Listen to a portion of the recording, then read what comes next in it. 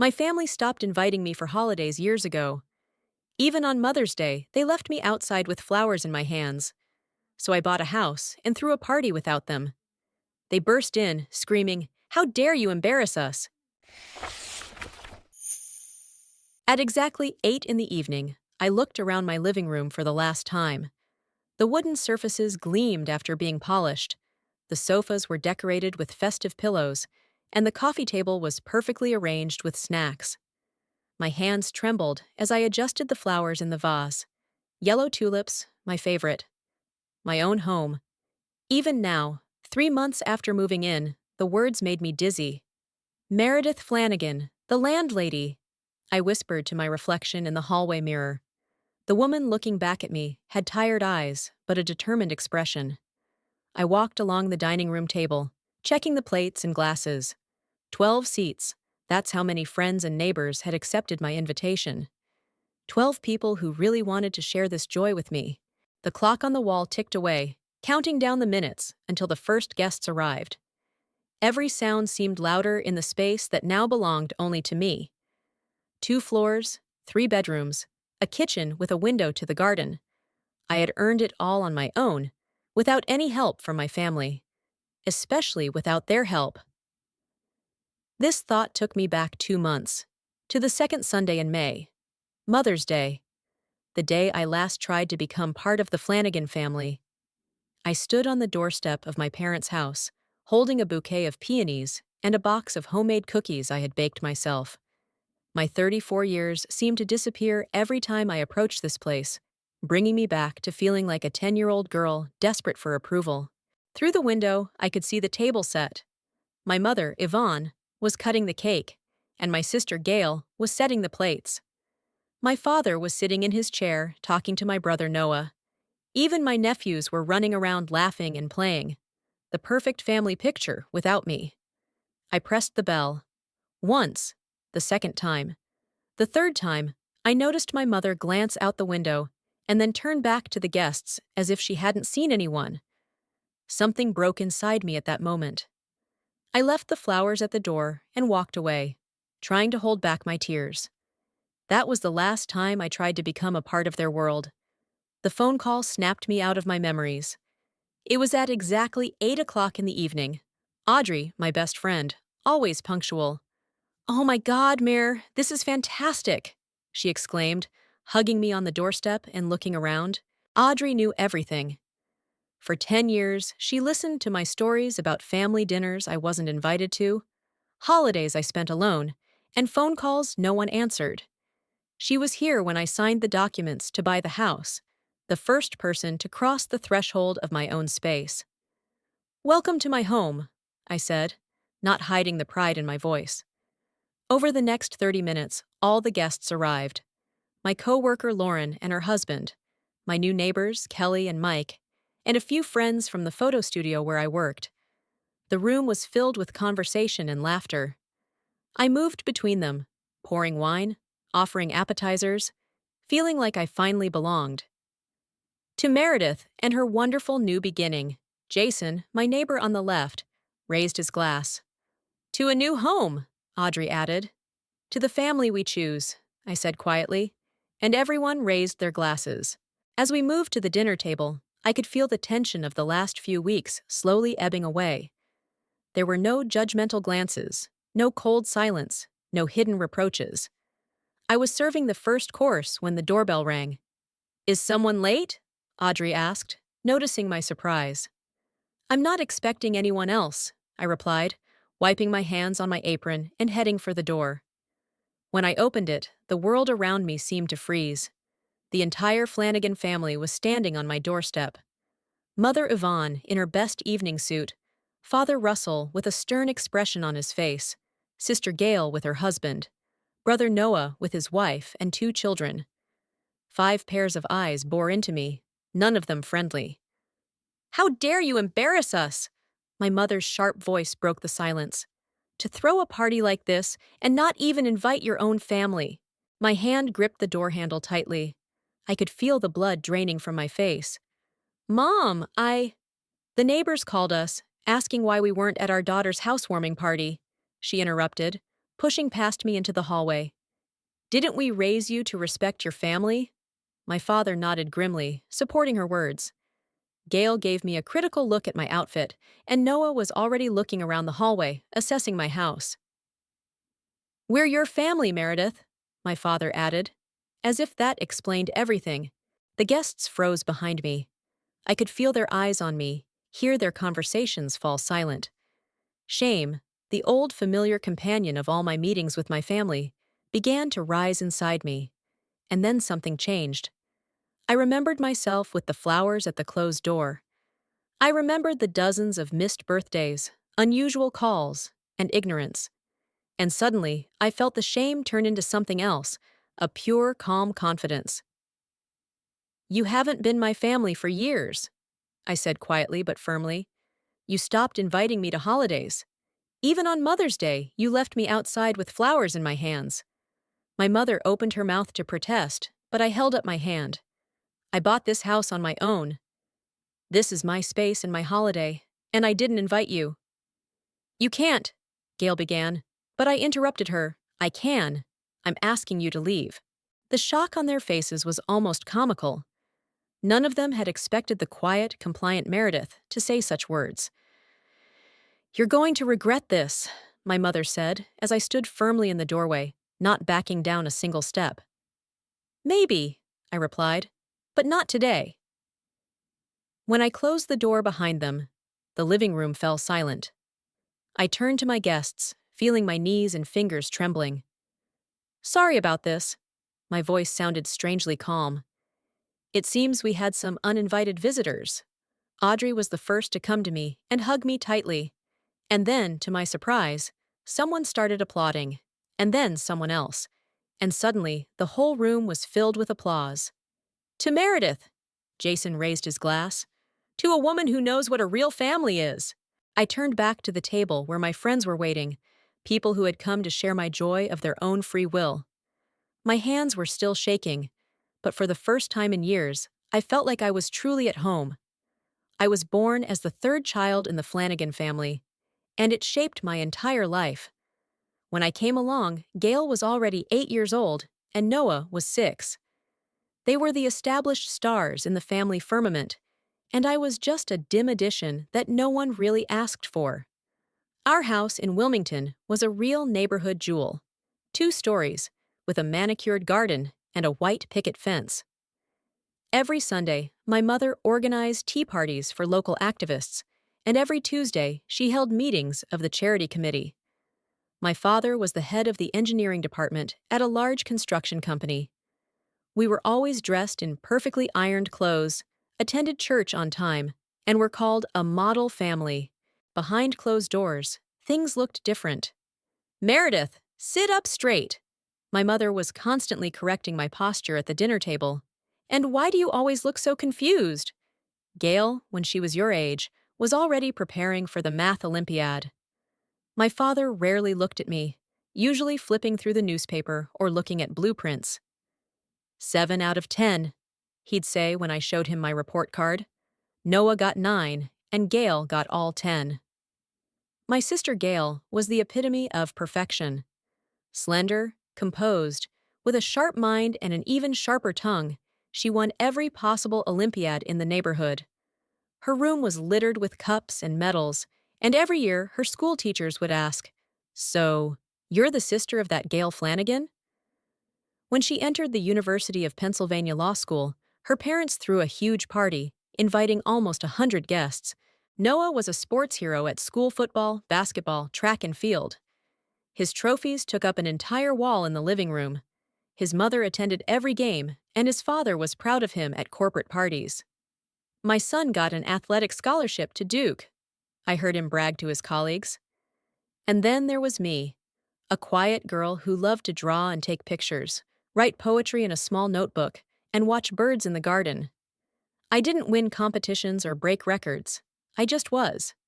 I was 7 years old when I first realized how invisible I could be in my own family. It was my birthday. I woke up early, excited and happy, and went down to the kitchen, where the whole family was already having breakfast. "Good morning," I said, expecting congratulations. You didn't comb your hair again, my mother said, not looking up from her cup of coffee. No one mentioned my birthday. All day, I waited. Maybe it was a surprise. Maybe in the evening, they would give me the doll I had been dreaming about. But in the evening, Gail was at extra chemistry classes, Noah was at practice, my father was late at work, and my mother was preparing for another charity event. It was only the next day, when my father's paternal grandmother called, that my mother suddenly remembered, "Oh my God, Meredith, we completely forgot about your birthday." They bought me a chocolate bar at the supermarket. Noah ate half of it before I could open it. When I turned 12, I performed in a school play. I played a tree, not the main role, of course, but I diligently learned my 3 lines and made my own costume. From the stage, I could see the empty seats where my parents were supposed to sit. My mother was at another charity event, and my father just couldn't get out of the office. Instead, Gail came not for me, but to accompany her then boyfriend, whose brother was playing the lead. "Do you really think acting is serious?" she asked later on our way home. "It's a hobby, Meredith, not a real profession. You should focus on something real." When I was 15, I won a district photography contest. My picture of an old oak tree in the fog was chosen among hundreds of entries. I ran home holding my diploma and a small cash prize. "Mom, Dad! Look, I won." My mother glanced at the photo. "It's beautiful, dear." "But it's just a tree. What's so special about it?" His father didn't even look up from the TV, which was broadcasting a soccer game. And the next day, Noah won the regional basketball tournament, and everything went dark. My diploma remained on the table until it was thrown away with the old newspapers. My senior year was a turning point in our relationship. Gail was already graduating from law school, and Noah was in his second year on an athletic scholarship. I applied to the College of the Arts in Philadelphia, the only place I really wanted to study. But my parents had already planned my life. "We've arranged your interview at Brown," my father announced over breakfast. "You're going to major in economics, like I've always wanted. Your math grades are good." "But I don't want to study economics," I said for the first time, daring to argue. "I want to study photography." The silence that followed these words was almost tangible. "Photography?" My father put down his fork. "It's not a profession, Meredith. It's a pastime for people who don't know what to do with their lives." "I know what I want to do," I replied quietly. "Don't be silly," my mother interjected. "How are you going to support yourself? Live in a basement with some hippies? That's not what we raised you for." "What did you raise me for?" The question came out of me. "To be successful, of course," the mother replied in the tone of voice of a naughty child. "To achieve something, like your brother and sister. Maybe my idea of success is different from yours." My father sighed heavily, as he always did when I disappointed him. "Listen, Meredith. We want the best for you. Brown is a chance for a decent life, for stability. You don't want to disappoint your family, do you?" Those words, "not to disappoint my family," have haunted me my whole life. But that evening, something changed. I sent my documents to the College of Arts and received a scholarship. When I announced my decision, the house was flooded with icy silence. "It's your choice," my father finally said, "but don't expect us to support you in these childish pursuits." The mother was less restrained. "You have disgraced the whole family." What will I say at the charity committee meeting? That my daughter has decided to become a tramp with a camera instead of getting a proper education? Gail called from the university to express her disappointment. Noah just rolled his eyes. Typical Meredith, always looking for the easy way out. But I wasn't looking for an easy way out. I was working 2 jobs to pay for my rent because my parents refused to help. I studied until I was exhausted and got my diploma with honors. And when I sent my parents an invitation to the graduation ceremony, I received a cold reply. "Unfortunately, we are busy that day." The next 10 years were a story of gradual isolation. At first, I was still invited to major holidays, Christmas, Thanksgiving. I would come and try to talk about my successes at the photo studio where I started working, but no one would listen. Conversations around the table revolved around Gail's success at the law firm and Noah's athletic achievements, who became a coach after college. "What about your hobbies?" my mother would sometimes ask. "Still playing with the camera?" "It's not a hobby, Mom. I won an award for a photo shoot for a magazine last month." "Ma, that's nice," she would say without any enthusiasm, and the conversation would turn to her real achievements. Gradually, the invitations started coming less frequently. First, I missed a few family dinners. Then, my father's birthday. And then came the first Christmas, when the phone was silent. I called myself. "Oh, Meredith." My mother's voice sounded reserved. "We thought you were busy." "You must have a lot of photo shoots." "I'd like to come over for Christmas," I said. "We've already planned everything," she replied. There was no next time. I would find out about family gatherings from Gail's social media, photos of celebrations to which I was not invited. One day, I just showed up at the birthday party of my nephew, Noah's son. The mother met me at the door with an expression as if I were an unwanted salesman. "You could have told us you were coming," she said. I glanced around the huge garden, where dozens of guests were standing. In the years that followed, I still tried to keep in touch. I sent cards on holidays, called on birthdays, and sometimes showed up with flowers or gifts just to remind them that I existed. Sometimes they would open the door and let me in for short, uncomfortable visits. Sometimes they just didn't answer the phone. My family lived 10 kilometers away, but the distance between us was measured in light years. And yet I kept trying. Until that very Mother's Day, when I stood with flowers at the closed door, hearing laughter and conversations inside. The morning after the party, I woke up with a strange feeling of emptiness. The house had been perfectly cleaned. Audrey and the other guests had helped me tidy up before they left well after midnight. But now, in the silence of the morning, I couldn't shake the echoes of yesterday's confrontation. "How dare you embarrass us?" My mother's voice was still echoing in my head. I made coffee and went out to the small terrace. The morning sun was shining on my small garden. It was my space, my home. Why then did I feel as if I had done something terrible? Why did the guilt wake up with me, even when my mind told me that I had every right to defend my boundaries? The phone rang sharply and unexpectedly. It was Gail, my uncompromising older sister, who never called for nothing. "Hello," I answered, taking a deep breath. "Do you realize what you've done?" she began without greeting. "Good morning to you too, Gail." "Don't start, Meredith. Mom almost fainted yesterday after your stunt. Dad hasn't said a word for 24 hours. Do you have any idea how much you've hurt the whole family?" I pressed the coffee cup to my chest, seeking its warmth. "I didn't invite you to the party." "That's exactly what I'm talking about." Her voice rose an octave higher. "We're your family! How could you not invite us to your housewarming party? What would people think of us?" That's it. Not how could you not share your joy with us, but what will people think? "Gail," I tried to speak calmly, "you haven't invited me to a family function in years. Why should I suddenly invite you?" "This is different," she cut me off. "You've always been difficult. You've always done things your way, but that doesn't mean you can just cut us out of your life." "I didn't cut you out. You did it yourself when you stopped answering my calls and opening the door when I came with flowers." There was silence on the other end of the line. "You're selfish, Meredith," Gail finally said. "About your feelings, your resentments. What about our parents? They raised you, gave you everything, and you repay them with such ingratitude." "Gave me everything?" I felt anger boiling inside me. "Gail, they forgot my birthdays." "Oh, stop being so dramatic. No one is perfect. They did the best they could." I shook my head, even though she couldn't see it. "I'm sorry, but I don't agree. I don't want to be that quiet, comfortable Meredith who pleases everyone anymore.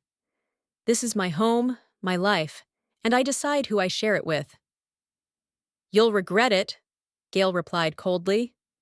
"One day, you'll realize that, but it may be too late." She hung up, and I remained sitting there, feeling my hands shaking. It was the first time I had ever confronted Gail so directly. It was frightening, and at the same time gave me a strange sense of relief.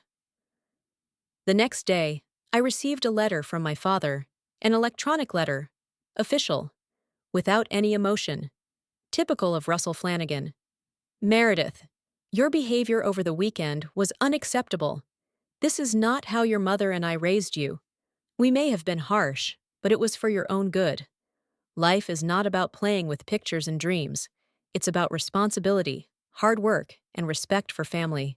Yes, we were disappointed in your career choice. Yes, we hoped you would follow in our footsteps. But everything we did was out of love. You have always been sensitive and vulnerable. We tried to make you stronger, to prepare you for the real world. If you think you have the right to insult your own family in front of strangers, that's your choice.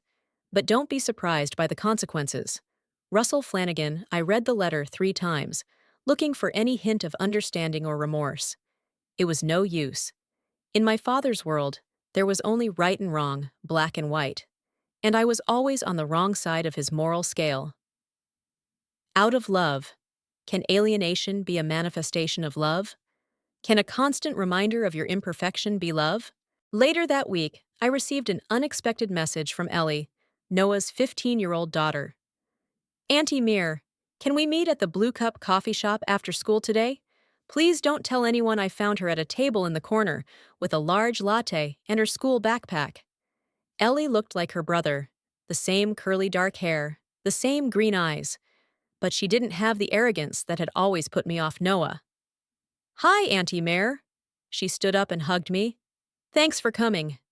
Is everything okay? I asked, sitting down across from her. She shook her head. My dad would kill me. After your party, your name became a forbidden word in our house. I felt my heart clench. A forbidden word. As if I were something disgusting that shouldn't be mentioned. Then why did you want to meet? Ellie looked at me directly. Because you're the only one in our family who broke free. You live your own life, do what you love. Grandma and Grandpa, they control everyone. Dad, Aunt Gail, their families.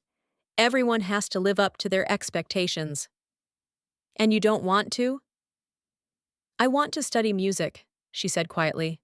That I should go to law school like Aunt Gail. Or on an athletic scholarship like him. I admire what you did, for telling them all to go to hell. I almost choked on my coffee. I'm sorry, she giggled. But it's true. You stood there and just didn't bend. It was pretty cool. I didn't know what to say. Part of me was afraid of being a bad influence on Ellie. Another part of me understood her in a way that no one else could. You know, it wasn't easy, I finally said. But sometimes you have to choose between being a good daughter and being true to yourself. They're telling everyone you're crazy, Ellie suddenly said.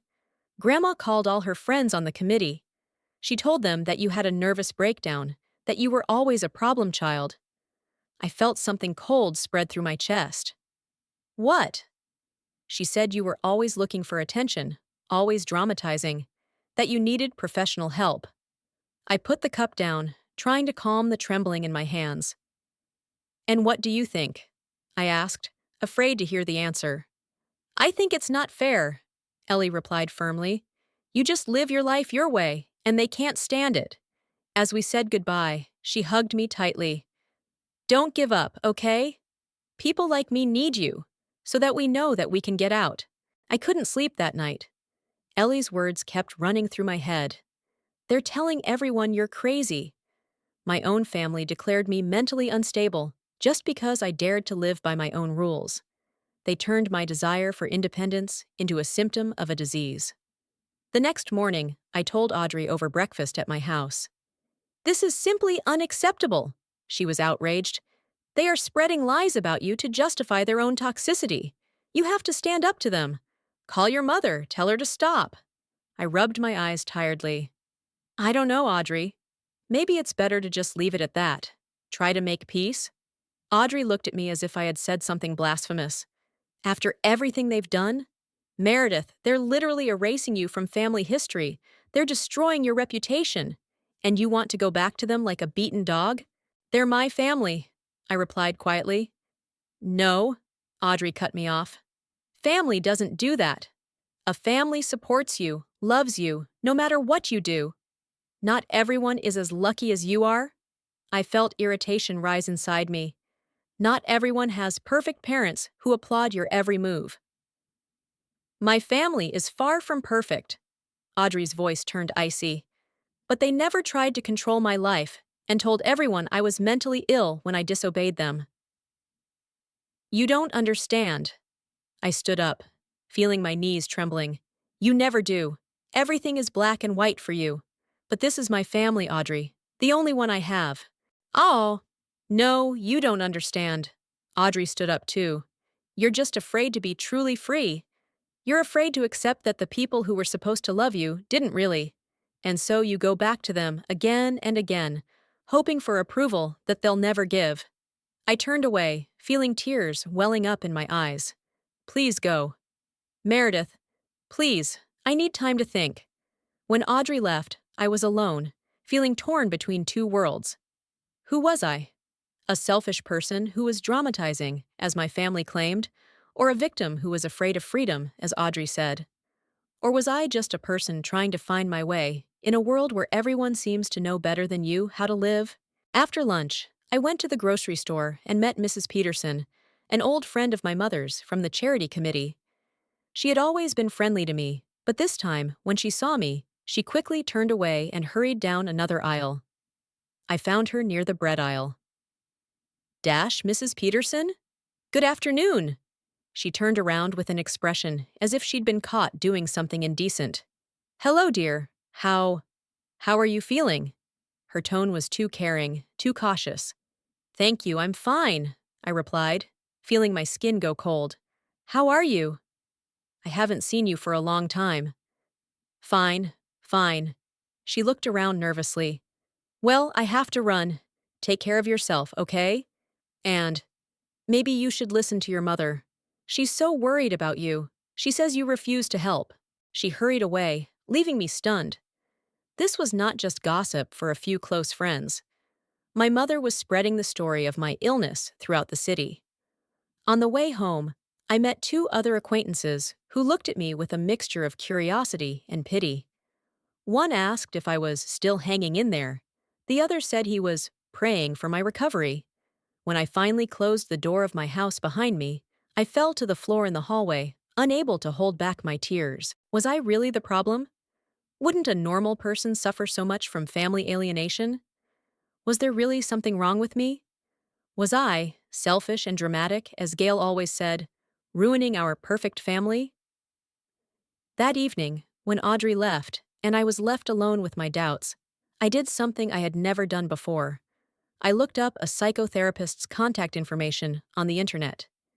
The idea of seeking professional help had always seemed like an admission of defeat. After all, the Flanagan family had no mental problems. We just pulled ourselves together and went forward. But now, sitting in an empty house, I finally admitted that I needed help to understand my own feelings. The first session with Dr. Linda Frost was uncomfortable. I sat on the edge of my chair in her cozy office, not knowing where to begin. Tell me why you're here, Meredith. Her voice was calm and unobtrusive. I think, maybe, my family is right, and there is something wrong with me, I finally said. Am I being dramatic? For the next 50 minutes, I talked about my childhood, about being excluded from family celebrations, about the confrontation at the party, about the rumors my mother had spread. Dr. Frost listened without interrupting, only occasionally asking clarifying questions. What you're describing, Meredith, is very similar to emotional neglect and gaslighting, she said at the end of the session. When your emotions and needs are constantly devalued, you begin to question your own reality. The question is not whether you are selfish. The question is why setting healthy boundaries is considered selfish in your family. I attended therapy every week, gradually uncovering layers of pain and doubt that had accumulated over the years. Dr. Frost helped me recognize toxic thought patterns. When you say, I have to please everyone, where does that come from? She asked. Whose expectations are those? Yours or those that have been imposed on you? Gradually, I began to notice how many of my thoughts were not really my own, but the voices of my mother, father, Gail. All those you should. You're not good enough. You're disappointing the family. I learned to recognize these voices and replace them with my own thoughts. One autumn morning, when I was returning from a run, I was stopped by a neighbor who had recently moved into the house across the street. A tall woman with short red curls and penetrating eyes stuck out her hand to me. I've been living across the street for 2 weeks now, but we haven't officially met. Meredith Flanagan. I shook her hand. Welcome to the neighborhood. Do you have time for coffee? She asked directly. I work from home and am on the verge of loneliness. I need human interaction, except for delivery couriers. Her bluntness was refreshing after months of omissions and hidden meanings. I agreed, and we sat on her veranda, drinking coffee and discussing everything from local restaurants to books we had recently read. Rachel was a graphic designer who had moved from Chicago after a divorce. She was sincere, witty, and not at all like my usual acquaintances. I saw your photo exhibition at the Prism Gallery last month, she said suddenly. Your work. It touched something deep, especially that series about the empty chairs at the holiday table. I looked at her in surprise. It was my first solo exhibition, a small one, not very well attended. I felt something familiar in them, Rachel nodded. The pain of absence. The expectation that never comes true. She paused, then added more quietly, I haven't spoken to my family in 8 years.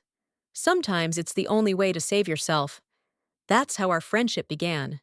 Rachel was 10 years older than me and seemed unbreakable, but gradually I learned her story.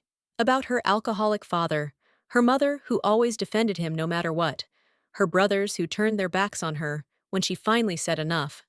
You know what the hardest thing is? She said once, as we walked in the park, is accepting that the perfect family you dream of never existed. You miss not real people, but the fantasy of what they could be like.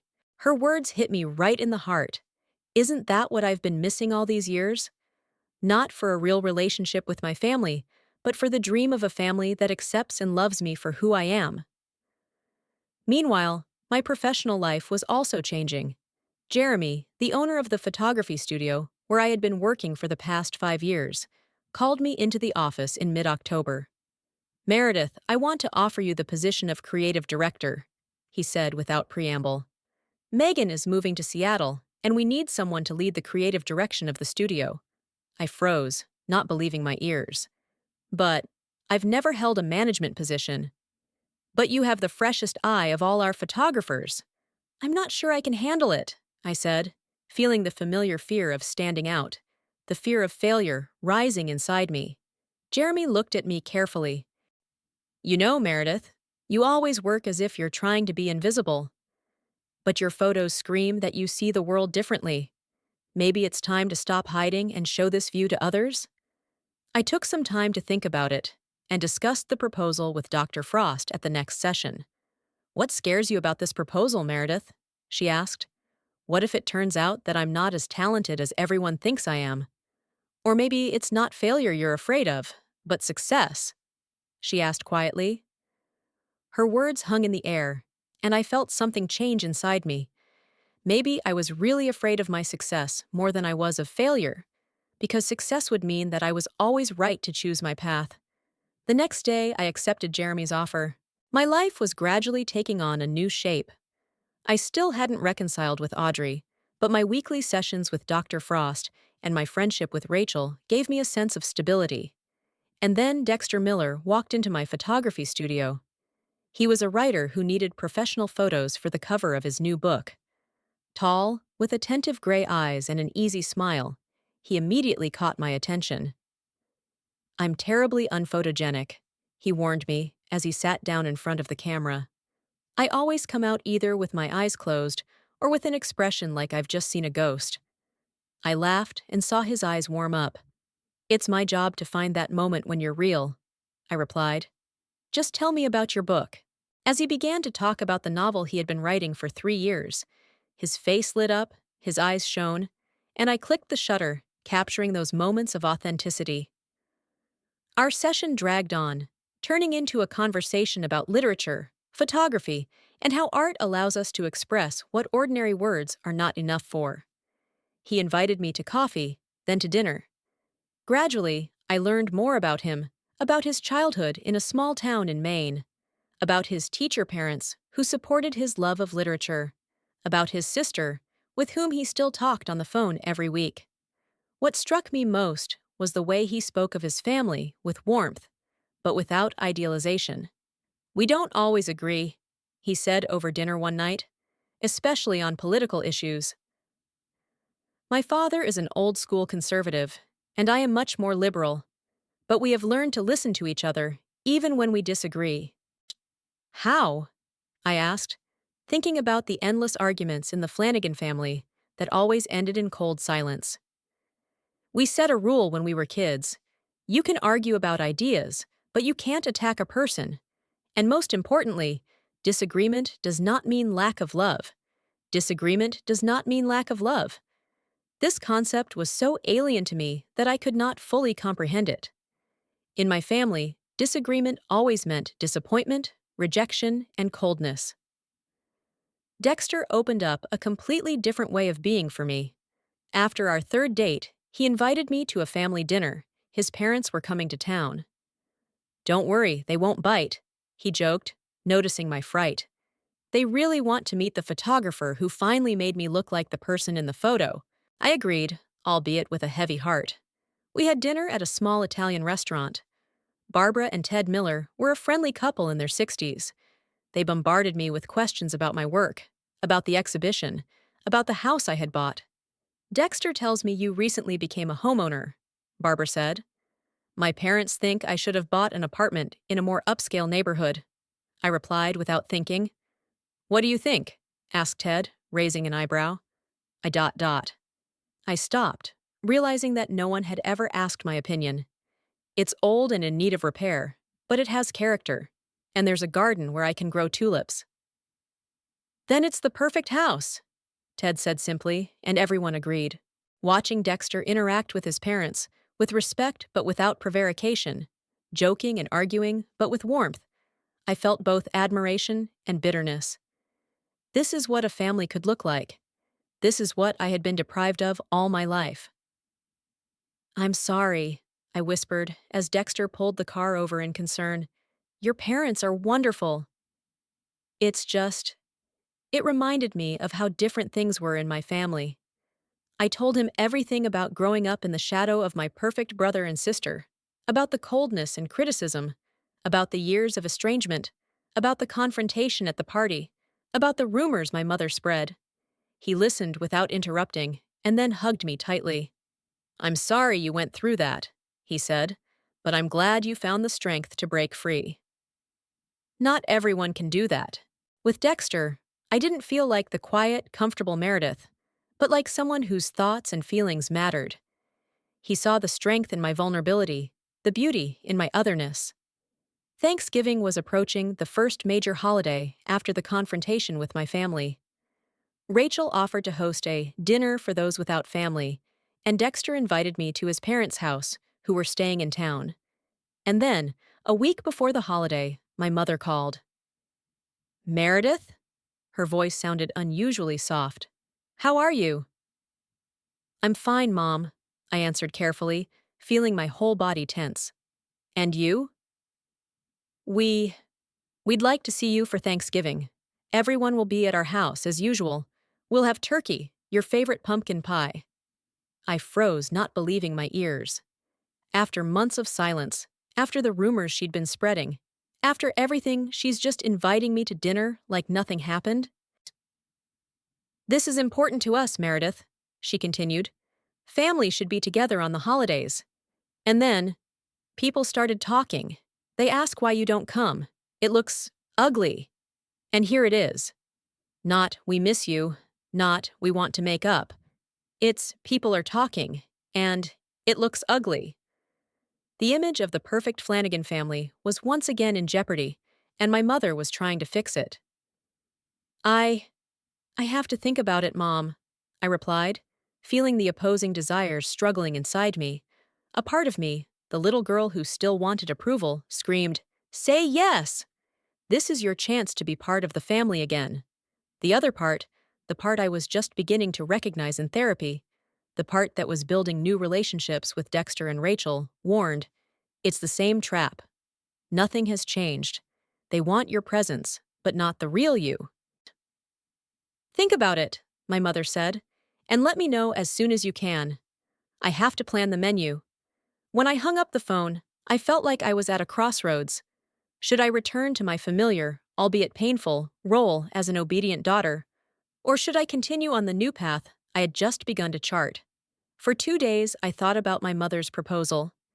I discussed it with Dr. Frost at the session, told Dexter and Rachel. "What do you really want, Meredith?" Dr. Frost asked. "Not what is expected of you, but what meets your needs." I thought about this question for a long time and finally found the answer. I didn't want to just refuse or agree, but to offer something of my own. For the first time in my life, I decided to set my own terms. "Mom," I said, dialing her number, "I won't be there for Thanksgiving, but I want to meet you and Dad before the holiday. I want to talk to you, just the three of us." The pause on the other end of the line lasted so long, I thought she'd hung up. "Why?" she finally asked. "What good would it do?"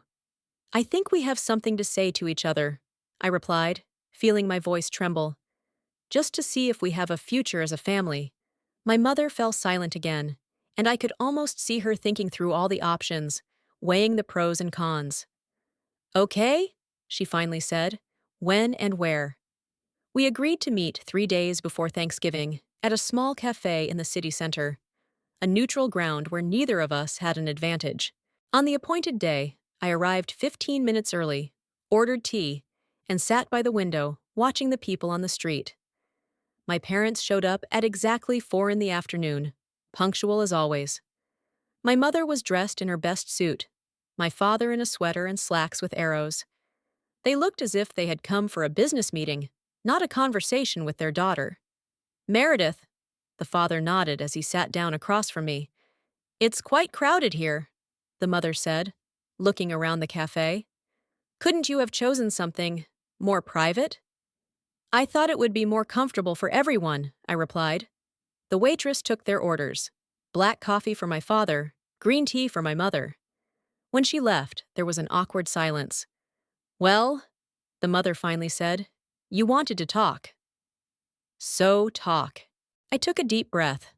For the past weeks with Dr. Frost, I had been preparing for this conversation, rehearsing what I would say. "I want to start by saying that I love you," I finally said. "You are my parents, and that will never change. But I can't be the Meredith you want me to be anymore. I'm not Gail or Noah. I'm different, and that's okay."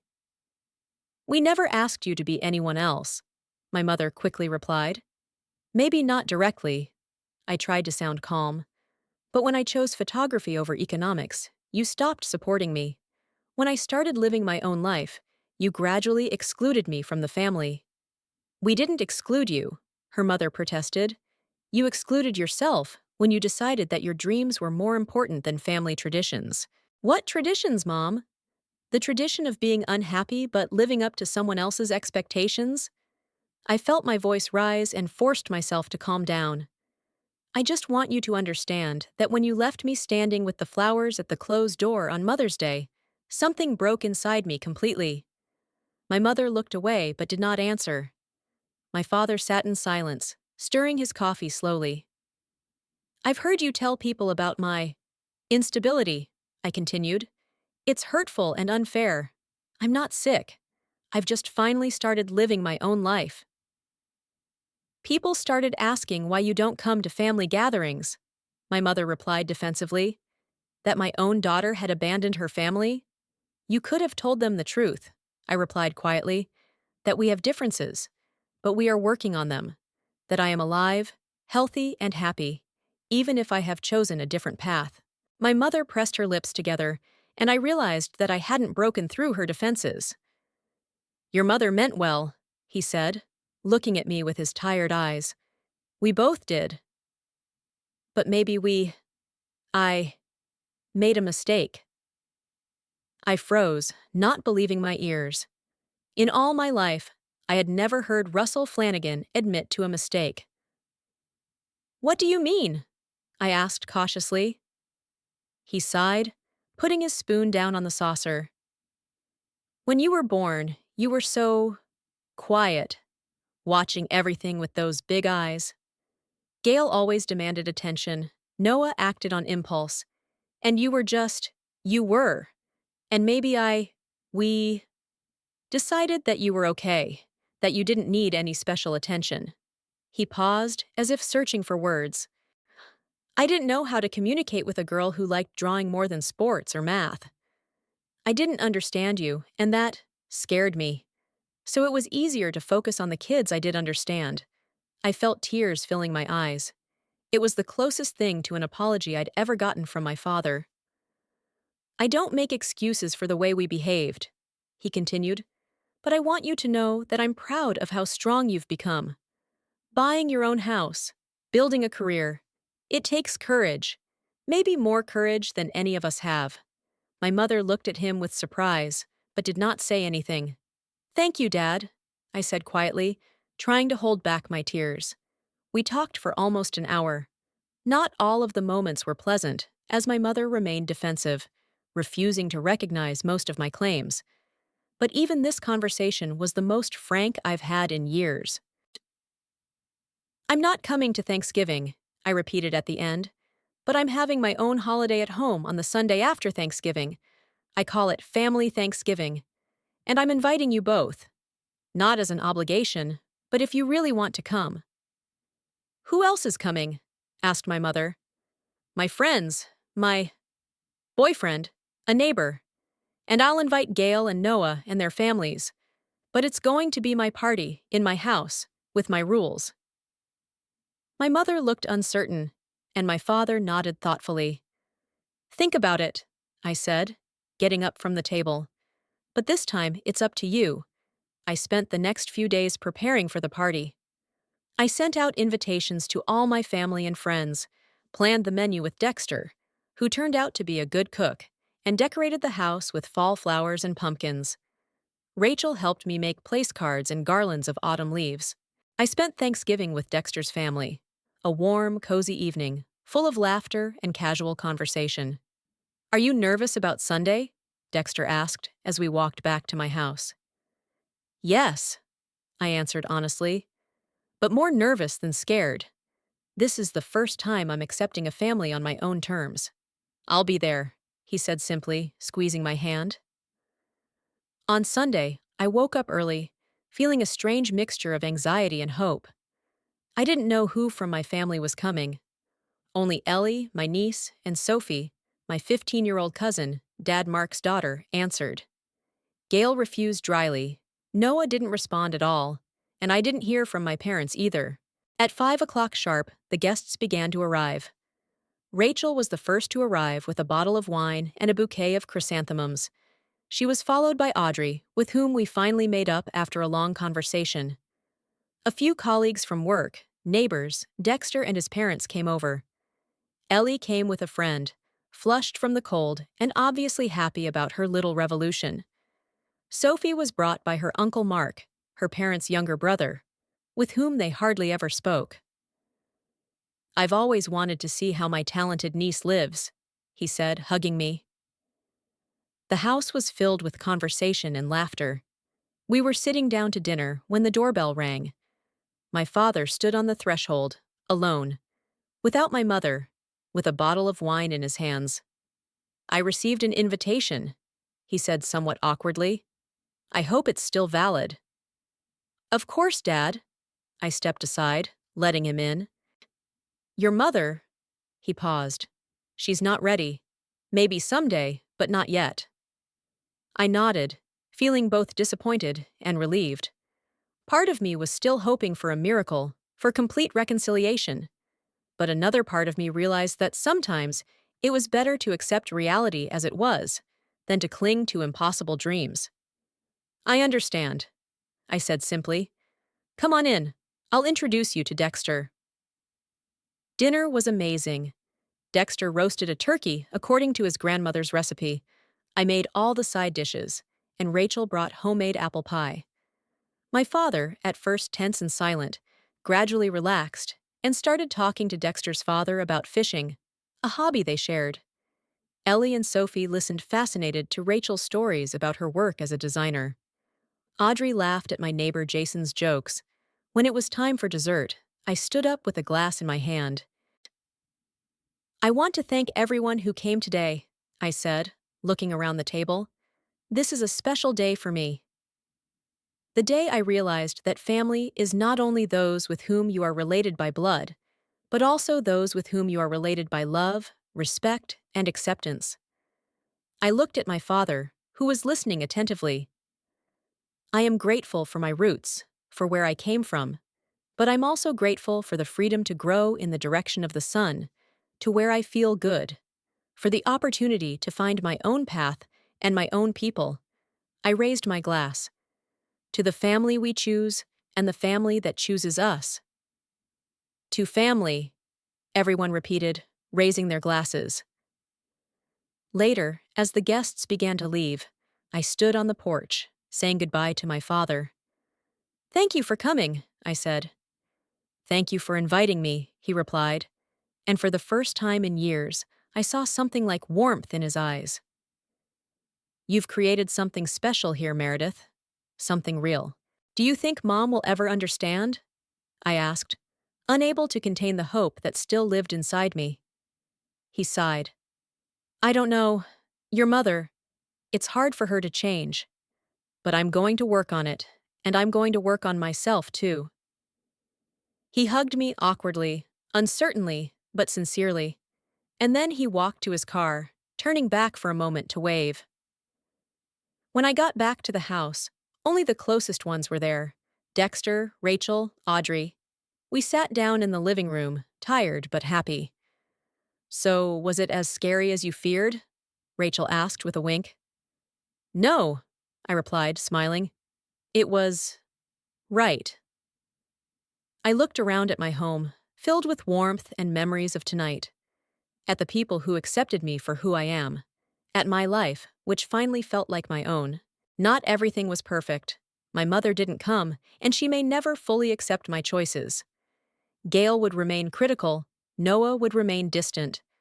But for the first time, I realized that was okay. I no longer needed their approval to feel whole.